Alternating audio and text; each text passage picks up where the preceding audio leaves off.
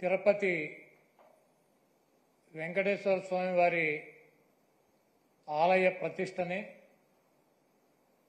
స్వామివారి ప్రతిష్టని, ఈ రాష్ట్ర ప్రతిష్టని మంట కలపటానికి కలియుగ వెంకటేశ్వర స్వామిని రాజకీయాల్లోకి లాగి చంద్రబాబు రాజకీయ లబ్ధి పొందాలన్నటువంటి ప్రయత్నం ఆ దేవుడు క్షమించడు.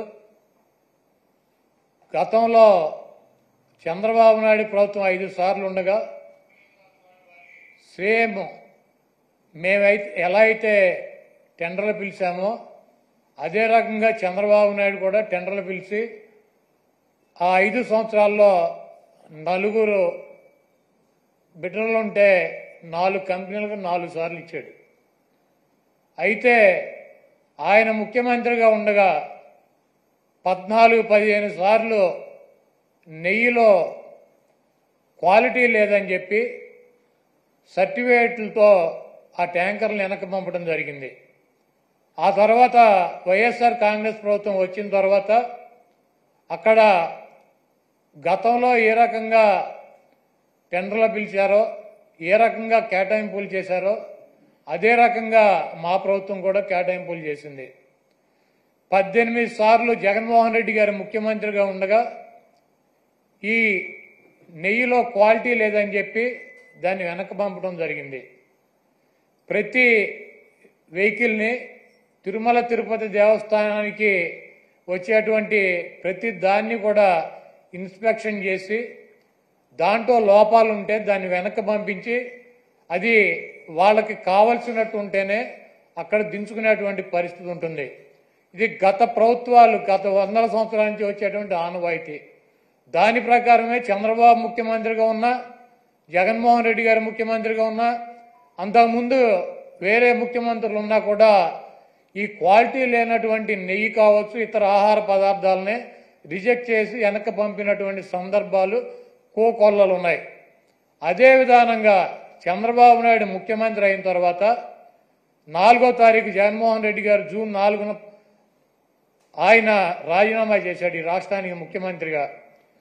జూలై 17వ తారీఖు వరకు అనేక ఆహార తినుబండారాలు, ఆహారాన్ని సరఫరా చేసేటువంటి టెండర్లో తీసుకున్నటువంటి కాంట్రాక్టర్లో నెయ్యి సప్లై చేశారు, ఆహార పదార్థాలు సప్లై చేశారు.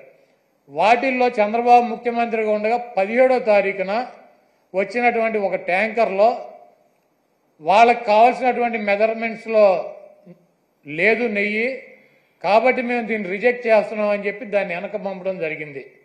ఆ నెయ్యిని వాడల గతంలో కూడా రిజెక్ట్ చేసి 18 సార్లు పంపించే ఎటువంటి నెయ్యిలు వస్తాయి. ఎప్పుడూ కూడా క్వాలిటీ లేనటువంటి నెయ్యి కానీ నూనె కానీ ఎటువంటి ఆహార పదార్థాలు తిరుమల తిరుపతి దేవస్థానంలో వాడినటువంటి పరిస్థితి లేదు. 17వ తారీఖున జూలై 17వ తారీఖున ఏం ఫస్ట్ టైం కాదు రిజెక్ట్ అవటం, కొన్ని 100ల సార్లు రిజెక్ట్ అయినాయి అదే తిరుమల తిరుపతి దేవస్థానంలో. దానిని చంద్రబాబు నాయుడు రాజకీయ లబ్ధి కోసం జంతువుల కొవ్వు కలిసింది, ఆ కొవ్వుతో లడ్డూలు తయారు చేశారు, వాటిని ప్రసాదాలుగా భక్తులకు ఇచ్చారు. ఈ దేశంలో ఉన్నటువంటి వెంకటేశ్వర స్వామి భక్తులు తిరుపతి వెళ్ళినాళ్ళు లేకపోతే ఎవరైనా నాబోటాళ్ళు వెళ్ళి లడ్డు తీసుకొచ్చి 10 మందికి పంచి పెడతారు. వీళ్ళంతా కూడా అపవిత్రమైనటువంటి ప్రసాదాన్ని తీసుకున్నారు.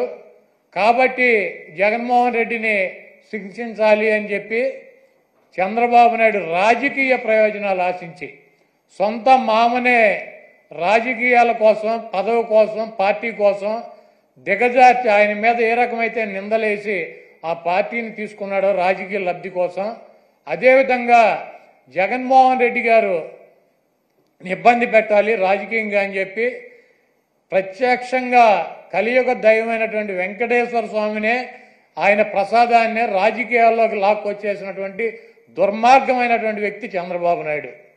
ఈరోజు ఇటువంటి దుర్మార్గం చేసి ఆలయ ప్రతిష్టని, వెంకటేశ్వర స్వామి విశిష్టతని దెబ్బతీసినటువంటి ఈ చంద్రబాబు నాయుడు గారికి బుద్ధి రావాలని చెప్పి దీనిలో ఎటువంటి తప్పు జరగలేదన్నది ప్రజలకి తెలవాలని చెప్పి 1కి 10 సార్లు చెబుతున్నాం.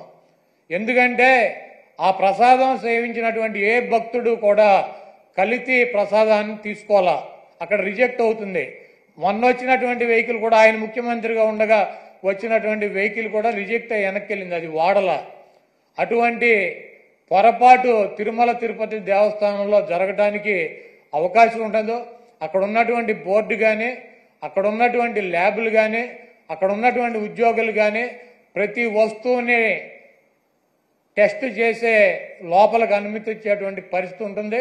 రిజెక్ట్ అయిన సందర్భాలు కోకొల్లలో ఎవరూ కూడా మేమేదో అపచారం చేశామనో లేకపోతే జంతువులు కొవ్వు కలిసినటువంటి ఆహారం తిన్నామనో ఎవరూ కూడా బాధపడాల్సినటువంటి అవసరం లేదు. ఇది గతంలోనూ జరిగింది, ఇది ప్రాసెస్ జరుగుతూనే ఉంటుంది. ఎక్కడా కూడా ఏ ల్యాబ్ కూడా డైరెక్ట్గా దీంట్లో పశువులకు సంబంధించినటువంటి కొవ్వు కలిసిందని చెప్పి ఇవ్వాల. ఇలా జరిగి ఉండొచ్చు, అలా జరిగి ఉండొచ్చు. దీని మీద ఇంకా క్షుణ్ణంగా పరిశీలించాలని చెప్తే ఆ పనికిమాలిన రిపోర్ట్ ఒకటి తీసుకొచ్చి ఇది జరిగిపోయింది, తినేశారు, వండేశారు, స్వామికి పెట్టేశారు అని చెప్పి ఒక దేవుణ్ణి అడ్డం పెట్టుకుని రాజకీయాలు చేయడానికి దిగజారిపోయినటువంటి వ్యక్తుల్ని ఏమనాలి? ఇటువంటి వ్యక్తి ఈ రాష్ట్రానికి ముఖ్యమంత్రి. అంత ప్రతిష్ట కలిగినటువంటి గుడిని, అన్ని మహిమలు కలిగినటువంటి ఆ స్వామిని రాజకీయాల కోసం ఎవడన్నా అన్నం తినేవాడు బజారు లాగుతాడా? చంద్రబాబు నాయుడు భక్తుడా? నాకు 50 సంవత్సరాలు, 50 సంవత్సరాలు 40 సార్లు నేను తిరుపతి వెళ్ళా, 20 సార్లు గుండు కొట్టించుకున్నా, 15 సార్లు కింద నుంచి నడిచి వెళ్ళా, ప్రతి సంవత్సరం వెళ్తా. చంద్రబాబు నాయుడు ఎన్నిసార్లు గుండు కొట్టించుకున్నాడు అక్కడికి వెళ్ళి? వెంకటేశ్వర స్వామికి ఇష్టమైనది ఏంటి? భక్తులు మహిళలు కూడా వెళ్ళి గుండు చేయించుకుంటారు, మహిళలు కూడా వెళ్ళి గుండు చేయించుకుంటారు. ఈయన ఎన్నిసార్లు చేయించుకున్నాడు? ఈయన వెంకటేశ్వర స్వామి భక్తుడా? రాజకీయాలకు వెంకటేశ్వర స్వామి వాడుకుంటాడు. జగన్మోహన్ రెడ్డి గారిని రాజకీయంగా దెబ్బదాకా కొట్టాలంటే నువ్వు డైరెక్ట్ రా, ఆయన సిద్ధంగా ఉన్నాడు. వెంకటేశ్వర స్వామిని, మతాలని, కులాలని విచ్ఛిన్నం చేసి ఇది పెద్ద కుట్రగా మేము భావిస్తున్నాము.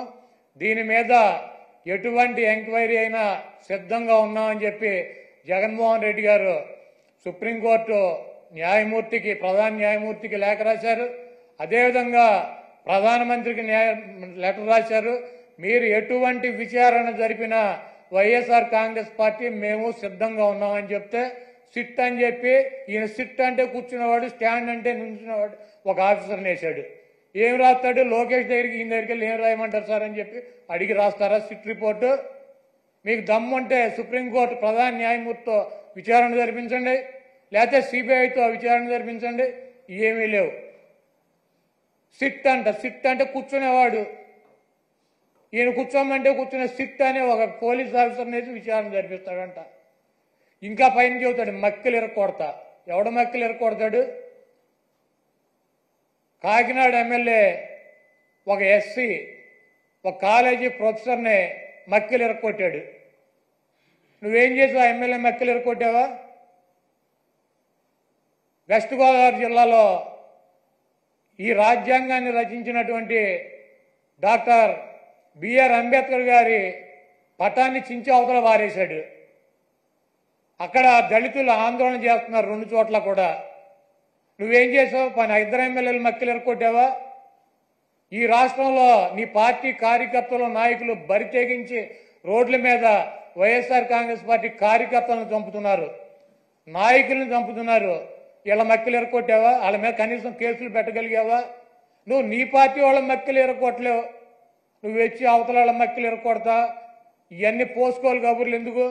నీకు దమ్ముంటే నీ పార్టీలో జరుగుతున్నటువంటి అక్రమాలు, నీ పార్టీ ఎమ్మెల్యేలు, నీ పార్టీ కేడర్ చేస్తున్నటువంటి దుర్మార్గాలనే అరికట్టు, వాళ్ళ మీద చర్యలు తీసుకో.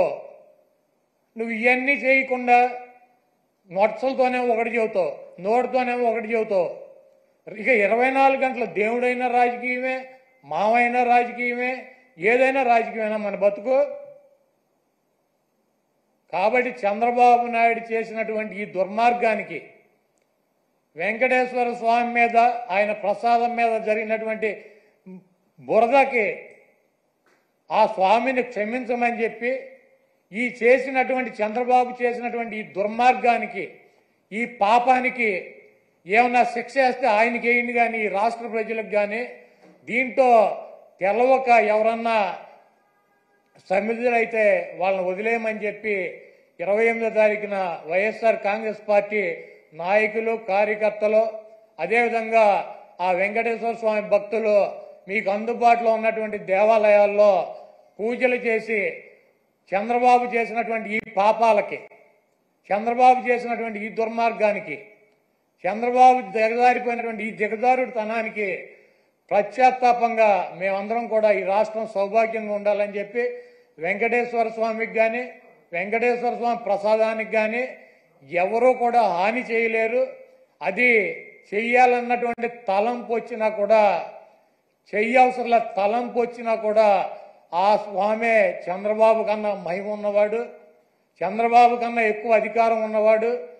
చంద్రబాబు లాంటి 1,00,000 మంది చంద్రబాబులను కూడా వెంకటేశ్వర స్వామిని కన్నెత్తి కూడా చూడలేనటువంటి శక్తి సామర్థ్యాలు ఉన్న ఆయన తప్పు ఈ కార్యక్రమంలో ఆయన పేరు అడ్డం పెట్టుకుని ఎవరైతే ఈ దుర్మార్గానికి పాల్పడ్డారో ఆ దేవుడే ఆ వెంకటేశ్వర స్వామి ఆ వ్యక్తి మక్కిలెరకొట్టి ఒక మూల కూర్చోబెట్టే పరిస్థితి త్వరలోనే మనం అందరం చూస్తాం.